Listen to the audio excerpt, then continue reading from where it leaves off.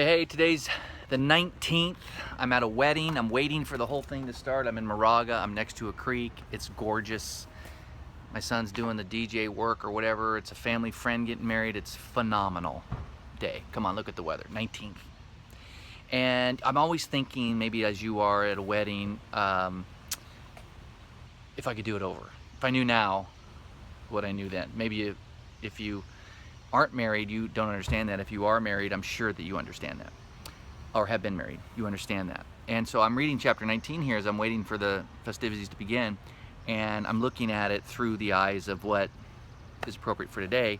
And many are the plans, 19:21, many are the plans in the mind of a man. I remember on my wedding day, I had some plans. It's crazy because yesterday I got to spend the day with my daughter, and she wasn't in my plans. On the day of my wedding, I couldn't see her, I didn't see her. And it says, many are the plans in the mind of a man, but the purposes of the Lord are what stands.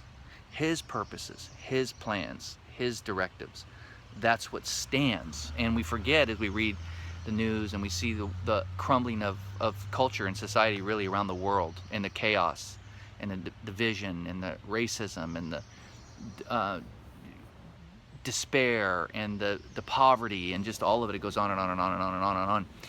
But in it all, and in this wedding that's going to take place in about an hour, two people are going to become one in an hour. The Lord has a plan and a purpose for that. That will stand.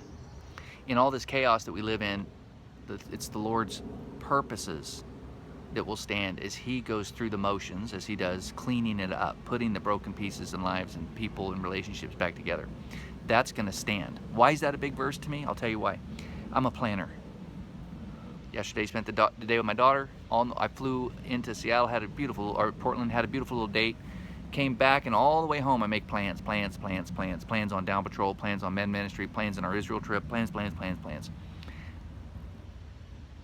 What would my life be like if I would have said from the first day of my wedding on, I have plans, Lord, but what's your purposes? Do my plans align with your purposes?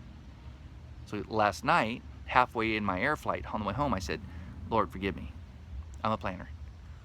What's your purposes? What are you doing in my life, in our church, in my family, over the next decade?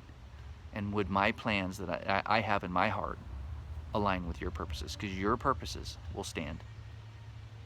What you're doing will be eternal.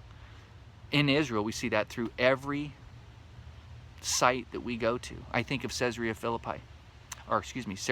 Maritime, where Herod built his new harbor and his the palace that sits right there on that harbor. If you've been there, you know what I'm talking about. It's at the time it was the governor of Israel, Pilate's home, right there on the waterfront. And the arrogance behind Joppa's not a big enough harbor. I'm going to build my own Roman harbor. And the Lord went, I can use that. Because about 40 years from the time that harbor's built, something called the gospel, the good news, is going to have to come out all throughout the Roman Empire, out of Israel. I'm going to use the harbor. I can work with that. I can deal with that. His purposes prevail. And so today, as you're planning a week, a month, a vacation, a half of a year, or maybe the next decade of your life, or you're just getting ready to start a new adventure, you got some plans. Do they align with the purposes of the Lord? See you tomorrow.